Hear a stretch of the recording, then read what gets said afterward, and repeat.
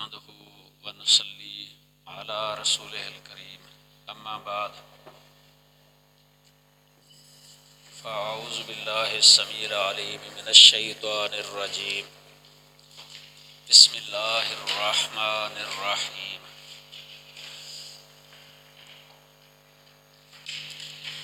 ان هذا القرآن يهدي للتي هي اقوم۔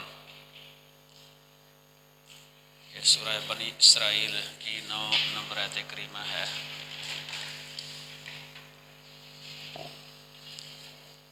آج ہمارا یہ پہلا دن ہے دورہ تفسیر کا۔ مقام حیات جامعہ امام بخاری سرگودہ۔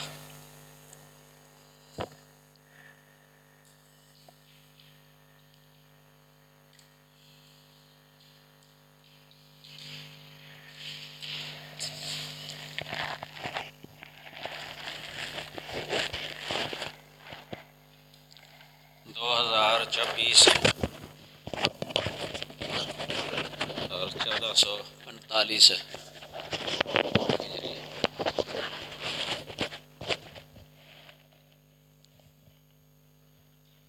دورہ پہلے جو گزشتہ سال سورۃ المائدہ تک ہم پہنچے تھے۔ سورۃ المائدہ پڑھی گئی ہے۔ شروع سے سورۃ المائدہ تک تقریباً تین مہینے لگے ہیں، یعنی 3 سال کا دورہ، 3 رمضان۔ اب سورۃ الانعام اور اس کے بعد سورۃ الاعراف انشاءاللہ اللہ تعالی توفیق عطا فرمائے اور آسانی کرے۔ رب یسر ولا تعسر وتمم بالخیر۔ دورہ شروع کرنے سے پہلے اللہ تعالی ہمیں اپنی نیات کو مخلص کرنے کی توفیق عطا فرمائے۔ وما امروا الا لیعبدوا اللہ مخلصین لہ الدین، یعنی اخلاص کی توفیق عطا کرے۔ انما الاعمال بالنیات، یہ صحیح ستہ اور دیگر کتابوں میں حدیث آتی، بخاری کی سب سے پہلی حدیث۔ اس سے مراد یہی ہے انما الاعمال صالحہ بالنیات صادقہ۔ اعمال صالحہ، جو بھی عمل صالح ہے صادق سچی نیت کے ساتھ وہ صالح بنتا ہے، کیونکہ کوئی بھی عمل ہو اس کی قبولیت کے لیے یہ 3 شرطیں ہیں۔ پہلی ایک بنیادی رئیسی شرط ہے ایمان کا ہونا، مومن ہو۔ اس سے کافر نکل جاتا ہے، چونکہ کافر کا کوئی عمل قبول نہیں ہے، حالت کفر میں کیا ہوا کوئی بھی عمل قبول نہیں ہے۔ وَقَدِمْنَا إِلَىٰ مَا عَمِلُوا مِنْ عَمَلٍ فَجَعَلْنَاهُ هَبَاءً مَّنثُورًا۔ کافروں کے اعمال ان کو اجر و ثواب نہیں ملے گا اس پر۔ جو پہلی رئیسی اور بنیادی شرط ہے ایمان، اور دوسری شرط اخلاص، قبولیت عمل کے لیے ایمان اور اخلاص، یعنی ایمان اگر ہے لیکن اخلاص نہیں ہے پھر بھی عمل قبول نہیں ہوتا۔ اخلاص یہ اسی سے نکلتا ہے، انما الاعمال بالنیات۔ نیت، ایک تو نیت ہوتی ہے نا کسی عمل کو ممتاز کرنے کے لیے، کسی عمل کو ممتاز کرنے کے لیے ایک یہ نیت ہوتی ہے۔ ایک ہوتی ہے اس کو اللہ کے لیے، خالص اللہ کے لیے کرنے کی نیت۔ یہ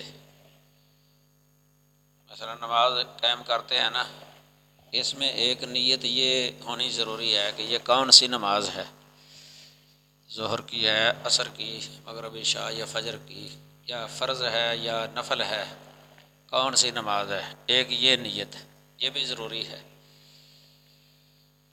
اگر اس نیت کے اندر تبدیلی آ گئی نا تو پھر وہ بھی قبول نہیں ہے۔ مثلا نماز تو پڑھ رہا ہے ظہر کی، لیکن وہ نیت عصر کی کر رہا ہے، نماز ظہر کی ہے لیکن نیت عصر کی، یہ قبول نہیں ہے، صحیح نہیں ہے۔ یا عشاء کی نماز پڑھ رہا ہے، نیت اس نے ظہر کی کر لی یا عصر کی اس وقت، لیکن نماز وہ ظہر عشاء کی ہے۔ یہ امتیاز یعنی ممتاز کرنا عمل کو دوسرے سے، یہ بھی ضروری ہے۔ اس کے ساتھ یہ ہے کہ یہ کس کے لیے ہے، یہ عمل کس کے لیے ہے، یہ نیت، یہ اخلاص کہلاتی ہے، اخلاص، تو یہ بھی ضروری ہے اللہ کے لیے، کیونکہ ہر عمل اللہ کے لیے ہوتا ہے۔ سورۃ الانعام میں آئے گا آگے، قُلْ إِنَّ صَلَاتِي وَنُسُكِي وَمَحْيَايَ وَمَمَاتِي لِلَّهِ رَبِّ الْعَالَمِينَ، یہ بھی اس پر دلالت کرتا ہے۔ اور اسی طرح التحیات للہ والصلوات والطیبات، اس سے بھی پتہ چلتا ہے۔ انما الاعمال بالنیات، اس سے بھی پتہ چلتا ہے۔ اور ایک اور شرط بھی ہے ویسے قبولیت عمل کے لیے یا عمل کے صالح ہونے کے لیے، کہ وہ رسول اللہ صلی اللہ علیہ وسلم کے بتائے ہوئے طریقے کے مطابق ہو۔ اس میں وقت اور جگہ اور اسی طرح اس کی کیفیت، عمل کی کیفیت، یہ تین چیزیں اس میں آ جاتی ہیں۔ جس طرح یہ رمضان المبارک کا مہینہ، یہ وقت کے ساتھ اس کا تعلق ہے۔ اگر کوئی رمضان کے روزے جو ہے نا وہ شوال کے مہینے میں رکھے کہ یہ میں فرضی روزے رکھنے ہیں، یا شعبان میں رکھے یا کسی اور مہینے کے اندر قصد کرتے ہوئے یہ وقت بدل دیا نا اس نے، یہ قبول نہیں ہے۔ اب یہ صالح عمل نہیں بنے گا، قبول بھی نہیں ہوگا اللہ کے نزدیک۔ یا مثلا حج ہے، جس مہینے میں حج ہوتا ہے اس مہینے میں حج نہ کرے، وہ کسی دوسرے دنوں کے اندر جو ہے نا وہ حج کرنے شروع کر دے۔ مثلا محرم میں حج کے لیے چلا جائے کہ حج کرنا ہے میں نے محرم میں، یا رمضان میں کہے کہ میں نے حج کرنا ہے، کہ رمضان افضل ہے اس لیے میں نے اس میں حج کرنا ہے، یہ وقت بدلنا یہ بھی قبول نہیں ہے اس کا۔ اس کو بدعت کے ساتھ تعبیر کیا جاتا ہے، بدعت، چاہے نیک عمل دیکھنے میں نیک لگتا ہے، نیکی کا کام ہے، اخلاص بھی ہے کہ اللہ کے لیے کر رہا ہے، لیکن نبی کے بتائے ہوئے یا اللہ کے بتائے ہوئے طریقے کے مطابق نہیں ہے، وہ قابل قبول نہیں ہے۔ جس طرح ایک صحابی نے عید کی نماز کے بعد قربانی کرنے کے بجائے عید کی نماز سے پہلے قربانی کی تھی۔ یہ قربانی کرنا نیکی کا عمل ہے، اخلاص بھی تھا اس کا، یعنی اخلاص بھی پایا جاتا تھا، تو لیکن اس نے وہ وقت بدل دیا نا، یہ قابل قبول نہیں ہے۔ اس طرح مثلا جو سجدہ اگر کوئی رکوع سے پہلے کر لے نماز کے اندر اور رکوع سجدے کے بعد کر لے، ہے تو نیکی کا کام ہے اور خلوص بھی ہو اس کا کہ خالص اللہ کے لیے اس نے رکوع سجدہ کیا ہے، لیکن پھر بھی وہ عمل صالح نہیں بنے گا، قابل قبول نہیں ہے، چونکہ اس نے وہ جگہ بدل دی۔ تو اسی طرح اگر کیفیت بدل دے نا، کیفیت ساری بدل دے کسی عمل کی، تو وہ بھی قابل قبول نہیں ہے۔ تو کسی بھی عمل کے قابل قبول ہونے کے لیے یہ شرطیں ہیں، ایک ایمان بنیادی شرط ہے، پھر اخلاص کہ اللہ کے لیے ہو، پھر اتباع سنت نبی کے طریقے کے مطابق ہو۔ اگر ایمان نہیں ہے تو وہ تو منافق ہے یا کافر ہے، مثلا اس کا عمل قبول نہیں ہے۔ اگر اخلاص نہیں ہے تو وہ پھر ریاکاری ہے، اللہ تعالیٰ اس سے بچائے ہمیں۔ ریاکاری کو شرک کہا گیا ہے، شرک اصغر، عمل قبول نہیں ہے۔ اور اگر اتباع سنت کے مطابق نہ ہو، پھر وہ بدعت کہلاتا ہے۔ بدعت جو ہے نا وہ بھی قابل قبول نہیں ہے۔ من عمل عملا لیس علیہ امرنا فہو رد، بخاری مسلم۔ اس طرح من احدث فی امرنا ھذا ما لیس منہ فہو رد، یا ما لیس فیہ فہو رد، یہ رد ہے، قبول نہیں ہے۔ تو یہ ہماری اللہ نیت خالص کرے اپنے لیے، جو ہم پڑھنے یا پڑھانے کے لیے آئے ہیں ادھر، تعلیم اور تعلم کے لیے، اللہ تعالیٰ قبول فرمائے۔ طالب علم ہو یا استاد ہو، سب سے پہلے اس طرف ہمیں توجہ دینی چاہیے کہ ہماری نیت جو ہے نا وہ خالص ہو جائے اللہ کی رضا کے لیے۔ اس پر امام شوکانی رحمہ اللہ نے کتاب لکھی ہے آداب الطلب و منتہی العرب۔ اس کے شروع میں اخلاص پر کافی زور دیا ہے انہوں نے۔ طلب علم سے پہلے اخلاص کا ہونا، یہ کتاب چھپی ہوئی ہے، عربی کے اندر ہے، آداب الطلب و منتہی العرب۔ اس میں طالب علم کے لیے بہت اچھی نصیحتیں ہیں، معلمین کے لیے بھی ہے اور مدرسین ہے، دوسرا متعلمین کے لیے۔ یہ بہت بہترین کتاب ہے ویسے۔ اس پر کافی زور دیا انہوں نے۔ طالب علم سب سے پہلے ہمیں اپنی نیتوں کو خالص کر لینی چاہیے کہ اللہ تعالی ہمارا یہ عمل اپنی رضا کے لیے کر لے اور قبولیت سے نوازے۔ تو باقی تفسیر قرآن مجید یہ اہم علوم میں سے ہے ویسے، کیونکہ تفسیر کے ذریعے کلام اللہ سے جو مراد ہے اس کو ظاہر کیا جاتا ہے۔ تفسیر کا معنی ہی ہوتا ہے واضح کرنا، ظاہر کرنا۔ قرآن مجید کی آیات اکثر تو ویسے اپنے معنی میں واضح ہی ہیں، اکثر۔ بعض آیات ہیں یعنی وہ دوسری آیات کی بنسبت کم ہیں جن میں اجمالات ہوتے ہیں، تو یا اشتباہ یا اشکال، ان کی توضیح کر دینا، وضاحت کر دینا، یہی تفسیر کہلاتی ہے۔ اکثر یہ ایسے ہی ہوتا ہے، قرآن کی تفسیر قرآن کے ساتھ، یعنی قرآن میں ہی بعض آیات کی تفسیر موجود ہوتی ہے، دوسرے مقامات میں قرآن کا بیان قرآن کے ساتھ، یا قرآن کا بیان سنت کے ساتھ، احادیث نبویہ کے ساتھ، قرآن کا بیان صحابہ کی تفسیر جو ہے، منقول تفسیر صحابہ کے اقوال وغیرہ ان کے ساتھ، یا تابعین سے جو منقول ہے۔ یہ جو تفسیریں ہیں نقلی یا منقول تفسیریں، ان میں تقریباً یہ مواد مل ہی جاتا ہے۔ یہ سب جو منقول تفسیر ہے، چاہے مرفوع ہو یا موقوف ہو یا مقطوع ہو، قرآن کی تفسیر جو ہے نا عام کتابیں اس وقت تو بہت آسان یہ ہو گیا ہے یہ فن۔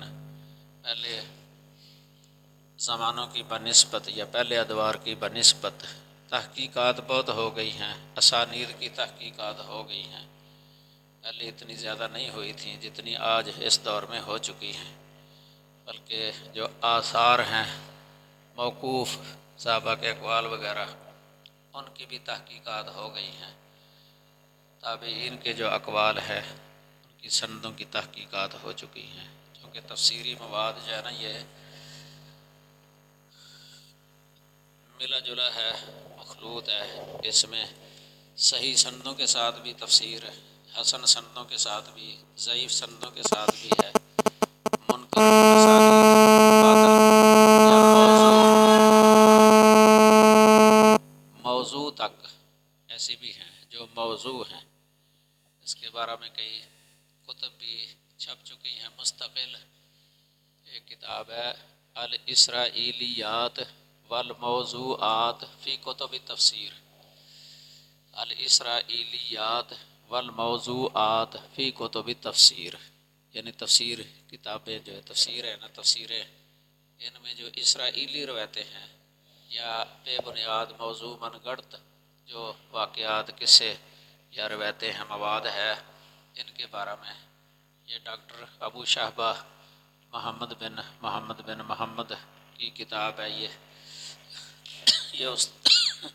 تفسیر کے استاد تھے، یہ جامعہ اسلامیہ میں مدینہ یونیورسٹی میں وفات پا گئے ہیں۔ اچھی کتاب لکھی ہے اس موضوع پر۔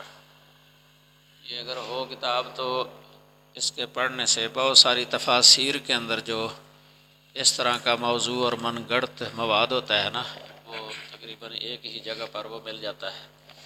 یہ بڑی اسانید پر بھی بحث ہے اس کتاب کے اندر، جو اسانید ہیں تفسیری اسانید، جو صحابہ مثلا عبداللہ بن عباس سے جو منقول تفسیر ہے یہ سندیں، عبداللہ بن مسعود سے جو تفسیر منقول ہے وہ سندیں، اس طرح ابی بن کعب رضی اللہ تعالیٰ عنہ سے اور حضرت علی رضی اللہ تعالیٰ عنہ، زید بن ثابت رضی اللہ تعالیٰ عنہ اور دیگر صحابہ کرام، ان سے جو تفسیر منقول ہے ان کی سندوں پر بھی بحث ہے۔ یہ کتابیں ہیں ویسے جن میں اسانید کا بھی ذکر ہے، جس طرح الاتقان ہے سیوطی کی، اس میں اس پر بھی بحث ہے اسانید پر۔ اور بھی کافی کتابیں ہیں جن میں اسانید کے بارے میں بحث ہوتی ہے، تو یہ بعد میں کسی وقت ذکر ہو جائے گا۔ ویسے شروع میں نے یہ آیت پڑھی تھی، اِنَّ هَٰذَا الْقُرْآنَ يَهْدِي لِلَّتِي هِيَ أَقْوَمُ، یعنی قرآن مجید کے بارے میں اللہ تعالیٰ نے فرمایا کہ یہ بے شک یہ قرآن ایسے طریقے کی طرف رہنمائی کر دیتا ہے جو کہ اقوم ہے۔ اقوم یہ اس میں جو ہے نا یہ سیدھا ہونا اور پختہ ہونا، یہ دو چیزیں آ جاتی ہیں اقوام کے اندر۔ جو سب سے زیادہ سیدھا راستہ جسے صراط مستقیم کے ساتھ تعبیر کیا گیا ہے قرآن مجید کے اندر، وَأَنَّ هَٰذَا صِرَاطِي مُسْتَقِيمًا، اس طرح دِينًا قَيِّمًا مِلَّتَ ابراہیم، یہ سورۃ الانعام کے اندر ہی ہے آخر میں کہ دین قیم، قیم کا معنی بھی یہی ہے، قیامن کے معنی میں ہے، لیکن یہ مبالغہ ہے اس کے اندر، قیم کے اندر مبالغہ، یعنی دین کو مصدر کے ساتھ تعبیر کیا ہے، دین کی صفت مصدر کے ساتھ لائی گئی ہے، دینن قیمن، مصدر کے ساتھ جب صفت لائی جائے نا کسی کی یا خبر دی جائے تو مبالغہ ہوتا ہے۔ جس طرح زید عدل، عادل کی جگہ پر عدل کہہ دینا، قائم کی جگہ پر قیم ہی کہہ دینا یا قیام ہی کہہ دینا، مصدر ہی، اس سے مراد مبالغہ ہو گیا کہ یہ بہت سیدھا اور بڑا پختہ، یعنی بڑا سیدھا اور بہت پختہ جو ہے نا یہ راستہ ہے صراط مستقیم، جو قرآن جس کی طرف رہنمائی کرتا ہے۔ جو شخص عربیت اور علم نحو میں پختگی حاصل کر لیتا ہے نا، یعنی لغت عربی اور ساتھ نحو اور اس کے ساتھ ساتھ بلاغت، خاص کر کے علم المعانی، بلاغت کی 3 قسمیں ہوتی ہیں بلاغت کی، علم المعانی، علم البیان اور علم البدیع، یہ 3 علوم پر مشتمل ہے علم بلاغہ۔ خاص کر کے جو علم المعانی ہے یہ پڑھا ہو تو اس سے عربیت کے اسرار و رموز کا پتہ چل جاتا ہے، قرآن مجید کے اسرار و رموز کا جو ہے نا یہ علم ہو جاتا ہے فن بلاغت کے ذریعے۔ اس طرح نحو یہ اور فن بلاغت کی یہ قسم المعانی، اس میں خاص کر کے جو طرق القصر ہیں، قصر کے طریقے، یہ البلاغت الواضحہ کے اندر بھی آپ نے اگر پڑھی ہے نا تو 4 طریقے لکھے ہوئے ہیں قصر کے۔ قصر کا معنی حصر ہوتا ہے، یعنی کسی صفت کو کسی موصوف کے ساتھ خاص کرنے کے لیے کہ یہ صفت اسی کی ہے، اس کے علاوہ کسی اور کی یہ صفت نہیں ہے، اس کو کہتے ہیں قصر الصفت علی الموصوف، قصر الصفت علی الموصوف۔ یہ قصر بے انما ایک طریقہ ہے، یہ طرق القصر میں انما کے ساتھ حصر، حصر بے انما یا قصر بے انما۔ یہ یاد رکھیں کہ نحوی جو ہے نا یہ حصر لفظ بولتے ہیں اور بلاغی یہ قصر لفظ بولتے ہیں حصر کی جگہ پر۔ یہاں پڑھتے ہیں نا نحو کی کتابوں، ابتدائی کتابوں میں لکھا ہوتا ہے کہ انما جو ہے نا یہ کلمہ حصر ہے، حصر کے لیے ہے، انما حصر کے لیے۔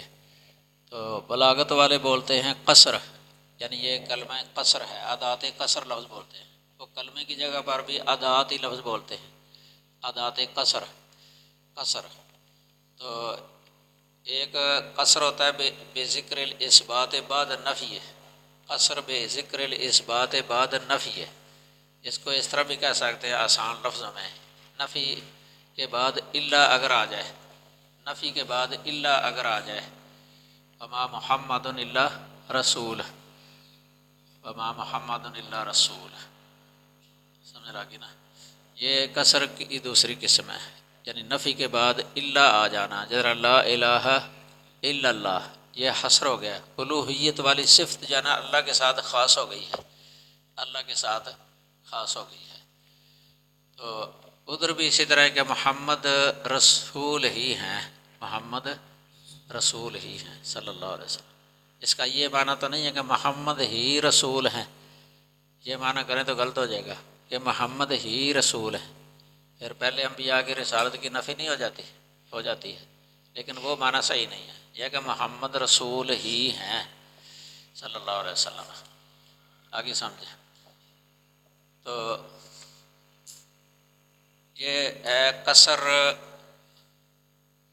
بالاثبات بعد نفی، یعنی الا، نفی کے بعد الا کا آ جانا، یہ بھی حصر ہے، قصر ہے، یہ قصر کا طریقہ ہے۔ اور چوتھا ہے قصر بے تقدیم ما حقہ تاخیر، القصر بے تقدیم ما حقہ التاخیر، یعنی جس کو بعد میں لانا تھا نا اس کو پہلے لے آئیں، اس سے بھی حصر پیدا ہو جاتا ہے کلام کے اندر۔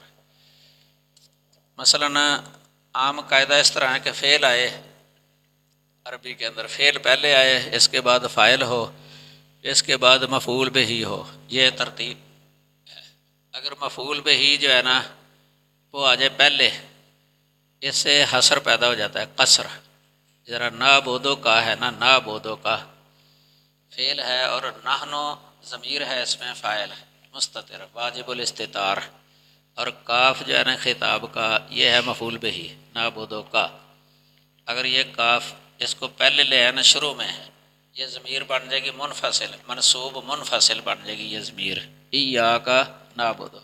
اب یہ حصر پیدا ہو گیا ہے، اب یہ معنی بنتا ہے ہم تیری ہی عبادت کرتے ہیں، یہ ہی جو ہے نا اس کے اندر یہ خاص کرنے کے لیے ہے کہ عبودیت والی صفت جو ہے نا صرف اللہ کے ساتھ، کہ ہم صرف تیری ہی عبادت کرتے ہیں، صرف آ جائے یا ہی آ جائے نا یہ حصر ہو جاتا ہے، اس سے دوسروں کی نفی نکل آتی ہے، یعنی دوسروں کی عبادت کی نفی نکل آتی ہے، عبادت اللہ کے ساتھ خاص ہو گئی۔ ایک ہے کہ ہم تیری عبادت کرتے ہیں، ایک ہے تیری ہی عبادت کرتے ہیں، سمجھ لگی نا؟ یہ پہلے میں حصر نہیں ہے، پہلے میں دوسرے کسی کی نفی نہیں نکلتی، اس سے نفی نکل آتی ہے۔ اس لیے عبداللہ بن عباس رضی اللہ تعالیٰ عنہ فرماتے ہیں کہ اس کا معنی لا نعبد غیرک، یہ تفسیروں میں لکھا ان کا قول، لا نعبد غیرک، کہ تیرے علاوہ کسی اور کی عبادت ہم نہیں کرتے۔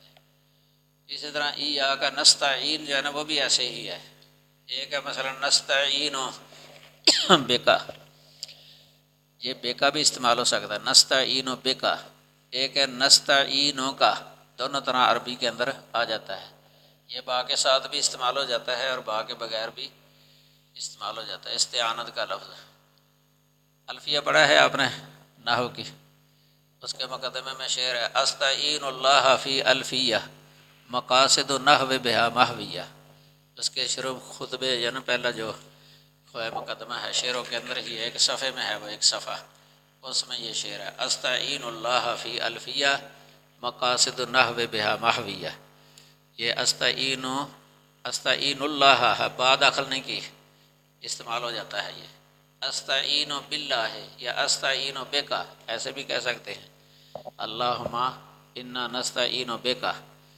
اب اس میں حصر نہیں ہے، اس میں غیر کی نفی نہیں نکلتی، لیکن جب کہیں گے نا ایاک نستعین، وہ مفعول پہلے آ گیا، اب حصر ہو گیا، یعنی غیر اللہ سے مدد مانگنے کی نفی نکل آئی ہے، اب غیر اللہ سے مدد نہیں مانگنی، سمجھ لگی نا؟ یہ قصر جو ہے نا، قصر اسے قرآن کی بلاغت جو ہے نا یہ سمجھ آ جاتی ہے۔ تقدیم ما القصر بے تقدیم ما حق ہو التاخیر، اس کی مثال یہ بھی ہو سکتی ہے، مثلا عام طور پہ خبر بعد میں ہوتی ہے، مبتدا پہلے۔ اگر خبر جو ہے نا وہ ظرف ہو یا جار مجرور ہو تو مبتدا وہ پہلے آ جائے، اگر مثلا پہلے تو حسر پیدا ہو جاتا ہے۔ مثلا کوئی کہے الحمد للہ، الحمد للہ، یہ الحمد مبتدا ہے، للہ خبر ہے، اب حسر نہیں ہے اس میں، یعنی غیر کی نفی نہیں نکلتی اس سے، غیر اللہ کی حمد کی نفی نہیں نکلتی۔ لیکن اگر کہا جائے نا للہ الحمد، جار مجرور پہلے آ گیا نا، یعنی قصر بے تقدیم ما حق ہو تاخیر، للہ الحمد، اب حسر ہو گیا، اب غیر اللہ کی حمد کی نفی نکل آئی، للہ الحمد، اللہ ہی کے لیے ہے حمد، اب یہ معنی بن گیا۔ پہلے معنی تھا الحمدللہ، اللہ کے لیے ہے حمد، تمام تعریف اللہ کے لیے ہے، اب معنی بن گیا اللہ ہی کے لیے ہے، تمام تعریف اللہ ہی کے لیے ہے۔ اس طرح مثلا عندہ علم الساعہ، عندہ علم الساعہ، قیامت کی گھڑی کا علم اسی کے پاس ہے۔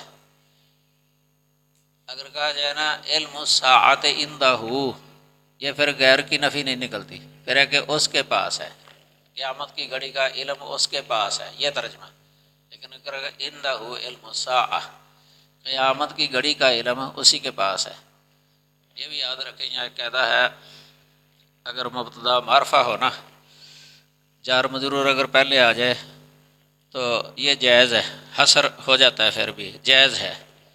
اگر مبتدا نکرہ ہو، مبتدا نکرہ، پھر جار مجرور، خبر کو جار مجرور اور یا ظرف کی صورت میں پہلے لانا واجب ہو جاتا ہے، پہلے لانا واجب ہو جاتا ہے آگے سب کی۔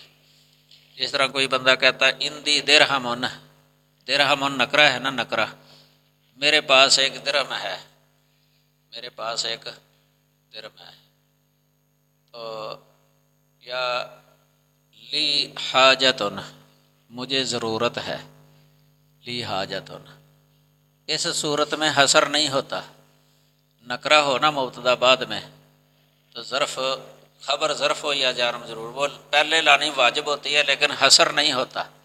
وہاں یہ معنی نہیں ہے کہ میرے ہی پاس ہے ایک درہم ہے، یہ ترجمہ نہیں ہوگا، وہاں ترجمہ یہ ہے کہ میرے پاس ایک درہم ہے بس۔ لیکن اگر کہے نا اندی درہم، پھر حسر ہے اس کے اندر، میرے ہی پاس ہے درہم، یعنی معرفہ اگر ہو جائے، اس لیے عندہ علم الساعہ، علم الساعہ یہاں اضافت کی وجہ سے معرفہ ہو گیا نا، یہاں حسر ہو گیا ہے کہ اللہ ہی کے پاس ہے قیامت کی گھڑی کا علم، تو علمھا عند ربی، قیامت کا علم میرے رب کے پاس ہی ہے، ادھر ویسے حسر نہیں ہے، عندہ حسر ہے کیونکہ عندہ علم الساعہ، عندہ، کیونکہ ادھر وہ معرفہ ہے نا، اضافت کی وجہ سے معرفہ ہے کہ اسی کے پاس ہے، یہ ترجمہ ہو جائے گا، اسی کے پاس ہے قیامت کا علم۔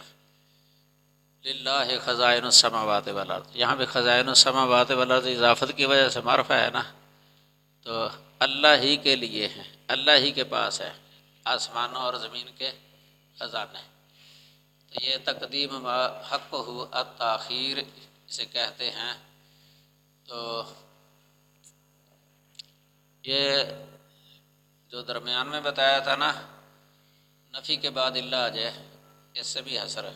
اکثر اللہ تعالیٰ نے جو توحید کا مسئلہ بیان کیا ہے یا شرک کا رد ہے نا، وہ حسر والا انداز اختیار کیا ہے، چونکہ وہ غیر اللہ کی نفی کرنی مقصود تھی نا، قل لا یعلم من فی السماوات والارض الغیب الا اللہ، دیکھ لو نا یہاں بھی کہ آسمانوں میں اور زمین میں جو بھی ہے نا، اللہ کے علاوہ وہ غیب نہیں جانتے، اللہ ہی جانتا ہے۔ یہاں بھی اللہ کے ساتھ غیب جاننا خاص ہو گیا، اللہ کے ساتھ خاص ہو گیا غیب کا علم، علم الغیب اللہ کا خاصہ ہے، اللہ کا خاصہ ہے۔ تو یہ تین ہو گئے ہیں، چوتھا یہ ہے القصر بے عطف، بے عطف، عطف کے ساتھ قصر، عطف سے مراد جو ہے نا یہ بل یا لاکن کے ساتھ عطف ہے، بل یا لاکن کے ساتھ عطف یہ ہو جائے تو حصر ہو جاتا ہے، یعنی غیر کی نفی نکل آتی ہے، جس کے لیے ثابت کرنا ہے نا اسی کے ساتھ خاص ہو جاتا ہے، غیر کی نفی نکل آتی ہے، بل یا لاکن کے ساتھ عطف۔ اس کی مثال یہ ہے، مثلا یہ کہتا ہے ما جاءنی زید بل امر، مثلا میرے پاس زید نہیں آیا بلکہ امر آیا ہے۔ اب امر کے ساتھ آنا خاص ہو گیا ہے، زید کی نفی ذکر ہو گئی۔ یہ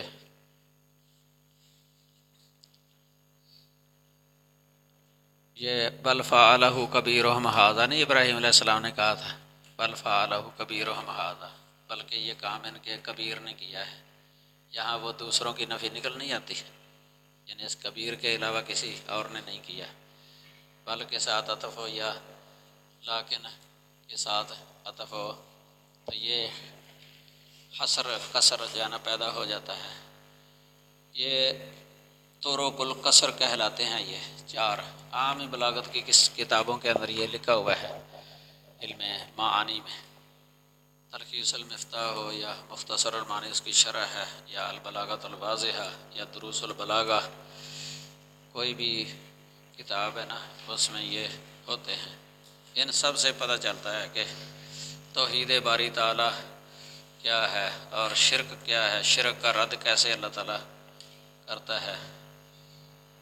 یہ توحید کا ذکر سب سے زیادہ ہے قرآن پاک کے اندر، توحید کی تائید، اس کے دلائل، اور شرک کی تردید دوسرے نمبر پر ہے۔ اقامت صلاۃ کا ذکر، یعنی شرک کا رد اور ترک صلاۃ پر وعید، اور توحید کا بیان اور اقامت صلاۃ کی ترغیب اور اس کی تاکید۔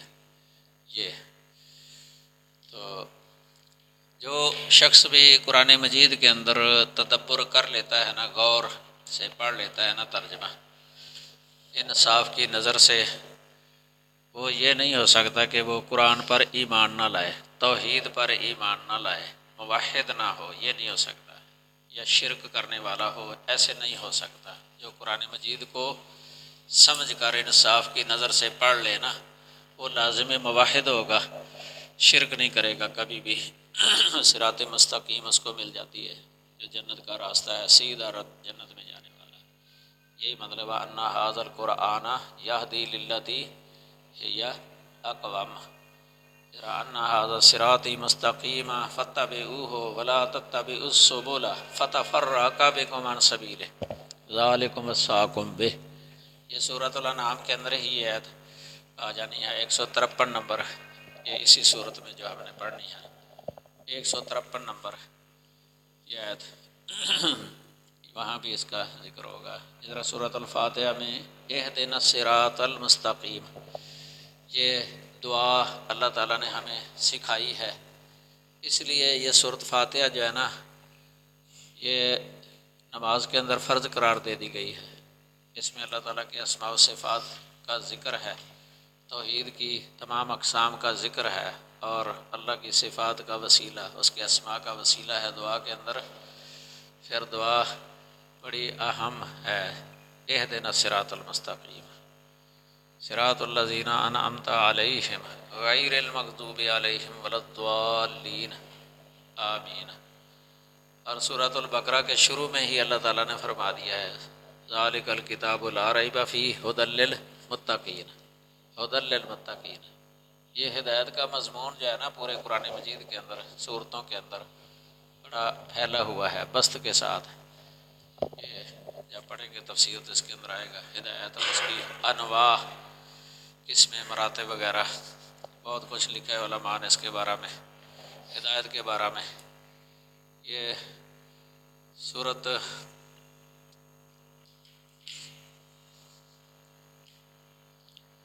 اس میں جو ہے نا یہ سورۃ الانعام کے اندر احکام ایک ہی جگہ پر ہے، جامع آیات، اس کے اندر احکام 9 احکام کا ذکر ہے ایک ہی جگہ پر، اتنی جامع یہ صورت ہے۔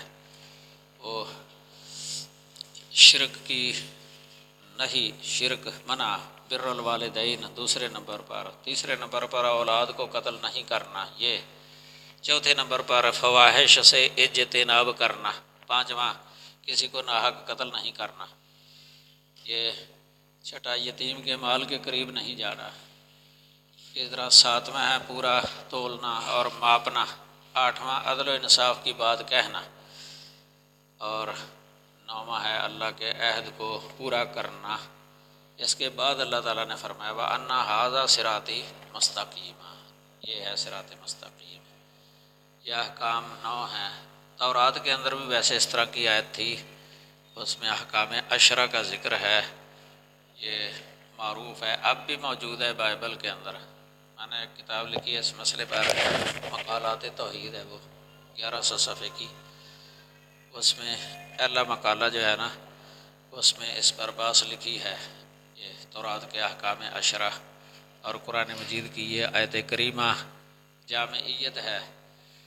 تو یہ حکم یعنی ان 9-10 چیزوں کا پہلے انبیاء کو بھی تھا، ان کی امتوں کو، یہ بنیادی ہیں یہ چیزیں، یہ ان کی اگر مخالفت کرے گا نا تو کبیرہ گناہ ہے، تو کبیرہ گناہ، ان میں شرک جو ہے نا وہ تو اس طرح کا ہے کہ اگر توبہ کے بغیر مر جائے نا تو پھر تو ہمیشہ دوزخی ہے، اور دوسرے جو گناہ ہیں اگر مرتکب توبہ کے بغیر مر جائے تو عذاب ہے، لیکن دوام یہ لازم نہیں ہے ویسے، کیونکہ شرک کے علاوہ جتنے بھی گناہ ہیں نا یہ سب قابل معافی ہیں، یعنی ان کا مرتکب ہمیشہ جہنم میں نہیں رہے گا، مخلد فی النار نہیں ہے، اگرچہ دخول نار کا سبب ہیں لیکن خلود فی النار کا سبب نہیں ہے۔ لیکن شرک ایک ایسا گناہ ہے کہ یہ دخول نار کا بھی سبب ہے اور خلود فی النار کا بھی یہ سبب ہے، خلود سے بھی مراد خلود دائمی ہے، دائمی خلود، ہمیشہ، یہ نکلنا نہیں ہے۔ ان اللہ لا یغفر ان یشرک بہ ویغفر ما دون ذلک لمن یشاء، یہ سورۃ النساء کے اندر اللہ تعالیٰ نے بیان فرمایا، یہ ہم پڑھ لیا گزشتہ سال۔ تو جو شخص بھی قرآن مجید سمجھ کر اسے مضبوطی سے تھام لے گا نا تو وہ عقیدتاً اور عملاً اس قرآن کے مطابق چلے گا تو اسے دنیا کی کوئی طاقت بھی اس سے منحرف نہیں کر سکتی، پھیر نہیں سکتی۔ اگر عقیدہ صحیح ہو جائے نا، سمجھ جائے، سمجھ لگی نا، ان الذین قالوا ربنا اللہ ثم استقاموا فلا خوف علیہم ولا هم یحزنون، یہ استقامت فی الدین، اس طرح کے صحابی کو نبی صلی اللہ علیہ وسلم نے کہا تھا کہ قل آمنت باللہ ثم استقم، میں اللہ پر ایمان لے آیا پھر اس پر مستقیم ہو جا، ڈٹ جا، ثابت قدم رہے۔ یہ قرآن مجید یہ بہت خالص نافع علم ہے۔ یہ حافظ ابن قیم رحمہ اللہ قصیدہ نونیہ کے اندر فرماتے ہیں تدبر القرآن ان رمت الہدا، اگر تو ہدایت چاہتا ہے نا کہ مجھے ہدایت مل جائے تو پھر قرآن میں غور کر، قرآن میں تدبر کیا کر، یہ العلم تحت تدبر القرآن، کیونکہ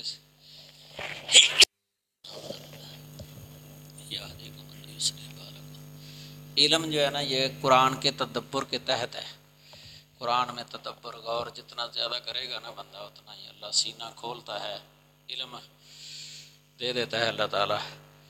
من یرید اللہ ان یہدیہ، من یرید اللہ ان یہدیہ یشرح صدرہ، من یرید اللہ ان یہدیہ یفقہہ فی الدین، من یرید اللہ بہ خیرا یفقہہ فی الدین، بخاری میں ہے یہ، معاویہ رضی اللہ تعالیٰ عنہ راوی اس کے، کہ اللہ تعالیٰ جس کے ساتھ خیر و بھلائی کا ارادہ کرتا ہے اس کو دین میں سمجھ عطا کر دیتا ہے۔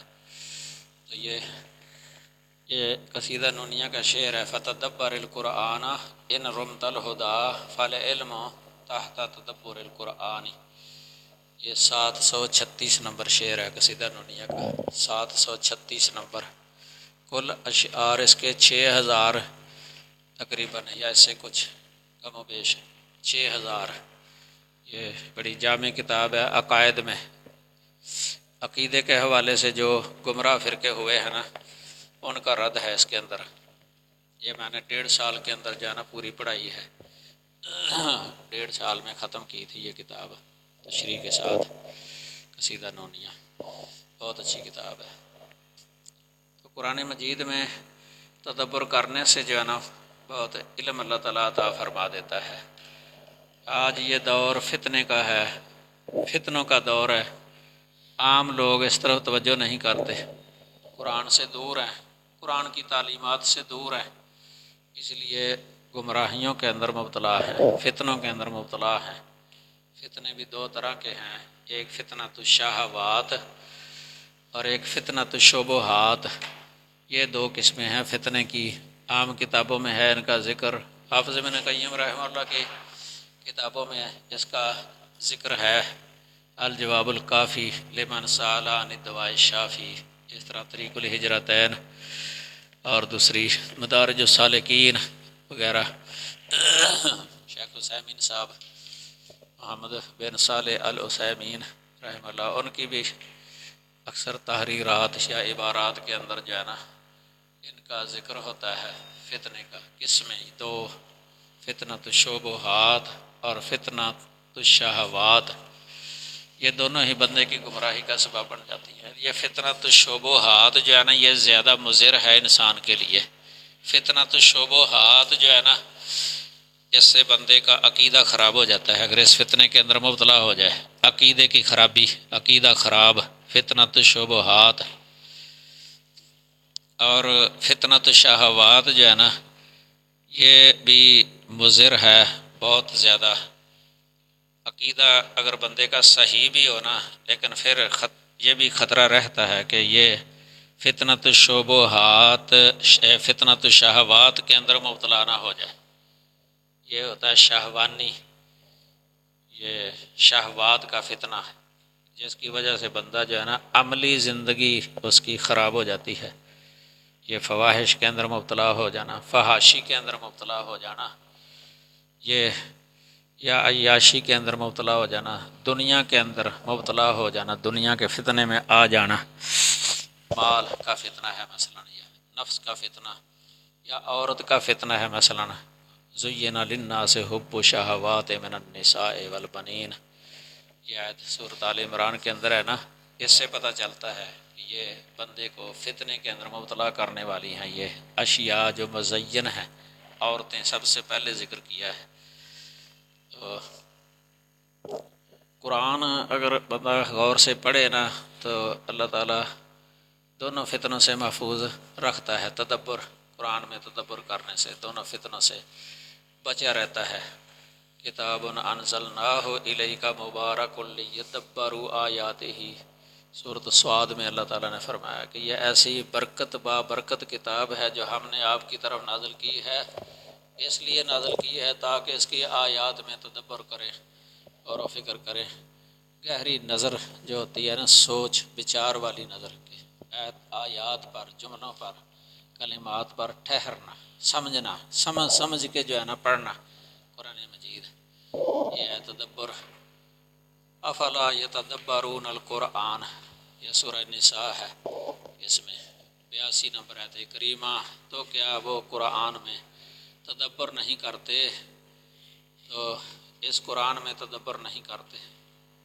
افلم یدبر القول، تو کیا انہوں نے اس بات میں تدبر نہیں کیا؟ یہ سورۃ المومنون کی 68 نمبر آیت کریمہ ہے۔ اس طرح کی آیات بہت ہیں جن میں تدبر کا ذکر ہے۔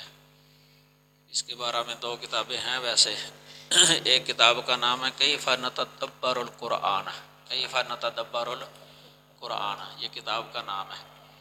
یہ ہے یہ دوسرا فضیلت الشیخ فواز احمد زمرلی کی کتاب ہے، یہ فواز احمد زمرلی، یہ رسالہ ہے ویسے، کیف نتدبر القرآن، کہ ہم قرآن میں تدبر کیسے کریں۔ ایک اور بھی ہے مفاتیح تدبر فی القرآن، کتاب کا نام ہے یہ مفاتیح تدبر فی القرآن، یعنی قرآن میں تدبر کرنے کی چابیاں، مفاتیح۔ تو یہ دو کتابیں ویسے میرے علم میں ہیں اس مسئلے پر جو لکھی گئی، مستقل ہیں یہ، ان میں وہ طریقہ بتایا ہوتا ہے، طریقے یعنی کہ قرآن میں تدبر کس طرح کیا جاتا ہے۔ حافظ ابن قیم رحمہ اللہ کی کتابوں میں بھی اس کا ویسے کافی ذکر ہے، خاص کر کے ایک ان کی کتاب ہے مفتاح دار سعادہ، یہ بہت بڑی کتاب ہے ان کی، بہت بڑی کتاب، ضخیم ہے۔ اس میں بھی یہ تدبر کے بارے میں انہوں نے بڑی تفصیل لکھی ہوئی ہے، مفتاح دار سعادہ۔ یہ جلد ایک ہے، 236 صفحہ اس کا ہے، 236 صفحہ، جہاں سے یہ شروع ہوتی ہے بحث قرآن میں تدبر کرنے کا طریقہ، انہوں نے بہت اچھا ذکر کیا ہے۔ تو انہوں نے لکھا ہے کہ دلوں کے لیے قرآن پاک کو تدبر اور تفکر کے ساتھ پڑھنے سے زیادہ نافع اور کوئی شے نہیں ہے۔ آج کل لوگ جو ہے نا قرآن پڑھتے ہیں سرسری، تیزی ساتھ سمجھنے کے بغیر ہی، اکثریت جو ہے نا ایسے ہی ہے، سمجھنے کے بغیر ہی پڑھے جاتے ہیں قرآن، سادہ رکھتے ہیں، ویسے ترجمہ بھی نہیں رکھتے، عام سادہ، وہ بھی روٹین ہوتی ہے کہ چلو جی صبح کے وقت جو ہے نا کوئی اپنی روٹین کے مطابق پارہ پڑھ لیں، نصف پارہ پڑھ لیں، ربع پڑھ لیں، یا تھوڑا سا پڑھ کے بس وہ اسی طرح پھر رکھ دیتے ہیں پڑھ کے، یعنی صرف پڑھتے ہی ہیں، پڑھتے سمجھنے کے بغیر ہی، اس لیے ہدایت نہیں نصیب ہوتی۔ اکثر لوگ دیکھتے ہیں آپ قرآن پڑھے ہوتے ہیں بالکل ناظرہ، اکثریت، کئی ان میں سے حافظ قرآن بھی ہوتے ہیں، ترجمہ نہیں پڑھے ہوتے تو تارک صلاۃ ہوتے ہیں، نماز پڑھتے ہی نہیں ہیں۔ کئی ان سے بڑھ کے جو ہے نا قرآن مجید پورا مطلب سینے میں بھی محفوظ ہوتا ہے، لیکن اس کے باوجود شرک کے اندر میں مبتلا ہوتے ہیں، شرکیات کے اندر۔ تو قرآن مجید مطلب رہنمائی کرتا ہے، ان ھذا القرآن یہدی للتی ہی اقوم، تو ادھر وہ پڑھے ہوئے ہیں لیکن رہنمائی ہو نہیں رہی، کیونکہ رہنمائی لیتے نہیں ہیں اس سے۔ رہنمائی لینے کا طریقہ جو اللہ نے بتایا نا وہ تدبر ہے، افلا یتدبرون القرآن ام علی قلوب اقفالها، بلکہ اللہ نے کہہ دیا کہ ان کے دلوں پر تالے ہیں، دل تو بند ہیں، کس طرح تدبر کریں یہ؟ تدبر تو وہ کرتا ہے نا کہ جس کا دل کھلا ہو، فراخ ہو، شرح صدر ہو، اس کا منشرح ہو۔ یہ تو نہیں ہے کہ وہ یجعلہ حرجا ضیقا کانما یصعد فی السماء، ایسے نہ ہو کہ اس کا دل جو ہے نا تنگ، بہت تنگ، بہت تنگ، تو یہ نہ ہو۔ یہ تدبر ہوتا ہے دل کھلا ہو، فراخ ہو، یعنی اس میں امام ابن تیمیہ رحمہ اللہ نے ابن قیم رحمہ اللہ کو ایک دفعہ کہا تھا کہ تو اپنا دل جو ہے نا یہ شیشے کی طرح بنا لے، آئینے کی طرح بنا لے، صاف شفاف ایسے دل ہو، وہ اسفنج کی طرح نہ بن جائے، اسفنج کی طرح نہ بن جائے۔ اسفنج جو ہوتا ہے نا یہ ہر شے کو اپنے اندر جذب کر لیتا ہے، ہر طرح کا شبہ اپنے دل میں اس کو جگہ دے دیتا ہے، شبہات کو جگہ دے دیتا ہے دل میں۔ تو یہ نہ ہو کہ دل میں جو شبہات آئیں ان کو قبول کرتا جا، جو بھی گمراہی کا وسوسہ جائے اس کو قبول کرتا جا، ایسے نہ ہو، بلکہ شیشے کی طرح صاف شفاف ہو جائے کہ اگر اس پر کوئی شے آئے بھی تو اندر داخل نہ ہو، کیوں اوپر ہی رہتی ہے، اس کی سطح پر اس کو صاف کیا جا سکتا ہے آسانی سے، لیکن جو اندر داخل ہو جائے نا پھر وہ اس کے اندر اثرات کر جاتی ہے، شبہات جو ہے نا اندر شبہات دل کے اندر اثرات کر جاتے ہیں۔ غور و فکر کرنا یہ بہت ضروری ہے۔ قرآن مجید کو تدبر سے اگر تھوڑا ہی پڑھ لیتا ہے نا، یہ اس سے بہتر ہے کہ بندہ جو ہے نا کئی بارے بغیر سوچے سمجھ کے پڑھ لے تیزی کے ساتھ۔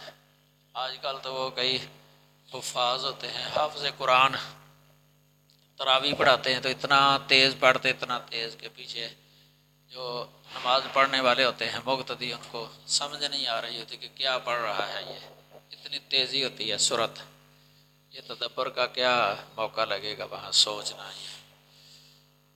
نبی صلی اللہ علیہ وسلم تو ویسے ٹھہر ٹھہر کے پڑھا کرتے تھے نماز کے اندر بھی ترتیل کے ساتھ، اللہ نے حکم بھی دیا تھا ورتل القرآن ترتیلا۔ بہرحال یہ تدبر جو ہے نا، یہ اس کی بڑی اہمیت ہے۔ آج کل تو مدارس کے اندر بھی یا عام طور پہ جو حدیث کے مدرسے نہیں ہیں دوسرے پڑھتے ہیں، ان کے دستار بندی بھی ہوتی ہے، سند بھی ملتی ہے، آخر میں سارا کچھ ہوتا ہے۔ اس کے باوجود بھی اپنے رب کا تعارف جو ہے نا صحیح معنی میں وہ نہیں ہوا ہوتا۔ حالانکہ قرآن پڑھے ہوتے ہیں، تفسیر بھی پڑھے ہوتے ہیں، لیکن رب کا تعارف جو ہے نا وہ اس طریقے سے نہیں ہے جس طرح قرآن مجید اللہ کا تعارف کرواتا ہے۔ اپنا رب خالق مالک حاجت روا مشکل کشا کرنے والا بگڑی بنانے والا اللہ تعالیٰ کو نہیں سمجھتے، صرف اللہ کو نہیں سمجھتے، اس کے اندر غیروں کو شریک کر لیتے ہیں۔ حالانکہ قرآن مجید کے اندر ابھی میں نے بتایا تھا جو طرق القصر ہے، ان طرق سے جو ہے نا یہ اللہ نے اپنا تعارف، اپنی خاص صفات جو اللہ ہی کے ساتھ خاص ہے، صفات مختصہ، ان سے اللہ تعالیٰ کا صحیح تعارف جو ہے نا ہوتا ہے، سمجھ آتی ہے، اللہ تعالیٰ کی قدر معلوم ہوتی ہے، عظمت شان اور جلالت اس کی معلوم ہوتی ہے۔ قرآن میں جتنی اللہ کا تعارف اور اس کی جلالت اور شان ذکر ہے نا، اتنی کسی اور کتاب کے اندر نہیں ہے۔ خاص طور پہ یہ جو غیبی طور پر مدد کے لیے پکارنا ہوتا ہے، یہ سمجھ نہیں آتے عام کو۔ قرآن پڑھے اس کے باوجود بھی اللہ کے علاوہ دوسروں کو پکارنا اسی طرح ہی جس طرح اللہ کو پکارا جاتا ہے، یہ عام ہے۔ حالانکہ قرآن پڑھے ہوتے ہیں، قرآن پڑھنے کے باوجود بھی جو ہے نا وما قدر اللہ کا قدر، یہود و نصارہ کی بھی یہ حالت ہے، اپنی کتابیں وہ پڑھے ہوئے تھے لیکن اللہ کی قدر معلوم نہیں تھی ان کو، اللہ کے ساتھ نبیوں کو شریک کر دیتے تھے، نبیوں کو اللہ کی جو صفات ہے وہ نبیوں کے اندر مانتے تھے، نیک لوگوں میں مانتے تھے، وہ یہ اس طرح کے شرک کے اندر وہ مبتلا تھے۔ اسی طرح یہ اس امت کے اندر بھی بہت سارے لوگ ہیں، قرآن پڑھنے کے باوجود بھی وہ اسی طرح کا کام ہے ان کا جس طرح یہود و نصارہ کا ہے۔ اللہ کو کئی تو ویسے ہی پکارنا چھوڑ گئے ہیں، اللہ کو پکارتے نہیں ہیں، جب بھی پکارنا ہوتا ہے تو اللہ کے علاوہ بزرگوں کو ہی پکارتے ہیں وہ۔ حالانکہ قرآن مجید میں اللہ نے صاف فرمایا اذا ذکر اللہ وحدہ اشمئزت قلوب الذین لا یؤمنون بالآخرہ واذا ذکر الذین من دونہ اذا هم یستبشرون، کہ جب اللہ وحدہ کا ذکر ہوتا ہے، اللہ کی خاص صفات، اللہ کی توحید کا ذکر ہوتا ہے، اللہ کی مشکل کشا ہونے کا، حاجت روا بگڑی بنانے اور اس کی خاص یہ صفات ذکر ہوتی ہے نا، توحید خالص، اس وقت ان لوگوں کے دل نفرت کرتے ہیں جو آخرت پر ایمان نہیں رکھتے۔ اور جب اللہ کے علاوہ دوسروں کا ذکر ہوتا ہے نا، تذکرہ ہوتا ہے، اذا ہم یستبشرون، بڑا کھلا جاتے ہیں، خوش ہو جاتے ہیں، چہرے ان کے خوش ہو جاتے ہیں۔ تو یہ اللہ نے کیفیت بیان کی ہے، جب ان کا ذکر ہوتا ہے، جھوٹی کرامتیں ذکر کی جاتی ہیں تو بڑا جھومتے ہیں، بڑے خوش ہو کے توجہ کے ساتھ سنتے ہیں۔ خالص توحید، خاص کر کے توحید الوہیت کا ذکر ہو نا، اس وقت ان کے دل جو ہے نا مرجھا جاتے ہیں، چہرے مرجھا جاتے ہیں، دل کے اندر تنگی اور کڑن پیدا ہو جاتی ہے۔ قرآن مجید تو توحید کی طرف دعوت ہے، خالص توحید کی طرف۔ تو اس سے بہتر کتاب، اچھی اور سچی کتاب، پختہ کتاب پوری دنیا کے اندر کوئی نہیں ہے، یہ اپنی مثال آپ ہی ہے، بے مثل کتاب ہے، یہ اللہ کا کلام ہے۔ اس میں اللہ تعالیٰ نے فرمایا ہے لا تدعوا مع اللہ احدا، سورہ جن، کہ اللہ کے ساتھ کسی کو بھی نہ پکارا کرو۔ تو عبداللہ بن عباس رضی اللہ تعالیٰ عنہ نے حضرت عبداللہ بن عباس رضی اللہ تعالیٰ عنہ جو نبی صلی اللہ علیہ وسلم کے کزن تھے، آپ کے چچا کے بیٹے عبداللہ، انہیں آپ نے بچپن کے اندر ہی توحید سکھائی تھی، اذا استعنت فاستعن باللہ، یہ احفظ اللہ یحفظ کا والی حدیث مشہور ہے ترمذی شریف کے اندر، کہ جب بھی تو نے مدد مانگنی ہے نا تو صرف اللہ سے مدد مانگنی ہے، اللہ سے۔ تو یہ توحید سکھائی تھی اپنے کزن کو بچپن سے، تاکہ ذہن نشین ہو جائے یہ ترمذی کے اندر جو ہے نا 2516 نمبر حدیث ہے. یہ اذا استعنت فاستعن باللہ ہے 2516 نمبر حدیث. ادھر مدرسے میں پورا قرآن پڑھ لیا جاتا ہے، حفظ بھی کر لیا جاتا ہے، بلکہ جو درسی کتب پڑھنے والے ہیں ترجمہ بھی پڑھ جاتے ہیں، تفسیر بھی پڑھ لی جاتی ہے، لیکن اس کے باوجود بھی توحید کی سمجھ نہیں آتی، توحید کی سمجھ نہیں آتی. علامہ اقبال نے کہا تھا کہ گلا تو گونٹ دیا اہل مدرسہ نے تیرا، گلا تو گونٹ دیا اہل مدرسہ نے تیرا، کہاں سے آئے صدا لا الہ الا اللہ، کہاں سے آئے صدا لا الہ الا اللہ. کہ لا الہ الا اللہ کا مطلب ہی نہیں سمجھنے دیا، نہ سمجھایا ہے، نہ خود سمجھا ہے، نہ طلبہ کو سمجھنے دیا ہے. تو یہ اگر کوئی سمجھائے بھی تو توجہ نہیں دیتے. اس لیے دنیا کے اندر ہر طرح کا گناہ پایا جاتا ہے. ان سب سے بچنے کا ایک ہی ذریعہ ہے کہ بندہ قرآن کی طرف آ جائے، سنت کی طرف آ جائے. کتاب و سنت یہی اصل ہے. ہر طرح کی گمراہی سے بچنے کا یہ ذریعہ ہے قرآن اور حدیث. اس طرح امت مسلمہ کے اندر پائے جانے والے یہ شدید اختلافات، ان سے بچنے کا بھی یہی ذریعہ ہے قرآن و سنت. قرآن و سنت اس کو بندہ مضبوطی سے تھام لے تو ہر طرح کے گناہ سے بھی بچ سکتا ہے اور اختلافات سے بھی بچ سکتا ہے. ترکت فیکم امرین لن تضلوا ما ان اعتصمتم بہما کتاب اللہ و سنتی. مستدرک حاکم کے اندر یہ حدیث ہے متصل. مشکات میں بھی ہے یہ کتاب الاعتصام میں، لیکن مشکات کے اندر جانا موطا امام مالک کا حوالہ ہے اور انس رضی اللہ تعالی عنہ سے ہے. یہ مستدرک حاکم کے اندر عبداللہ بن عباس سے ہے، وہاں موصولاً ہے، لیکن موطا کے اندر یہ موزل ہے. موزل بلاغات مالک میں سے. امام مالک جہاں یہ کہیں نا بالاگانی آگے صحابی کا ہو تو درمیان میں دو واسطے گرے ہوتے ہیں، یہ بن جاتی ہے موزل. اصول حدیث کی روشنی میں، مصطلح کی روشنی میں موزل، یعنی یہ سند صحیح نہیں ہے موطا والی. لیکن عبداللہ بن عباس سے مستدرک حاکم کے اندر متصل سند ہے، اس کی صحیح سند ہے. شیخ البانی صاحب نے بھی اس کو صحیح قرار دیا ہے. سمجھ لگی نا.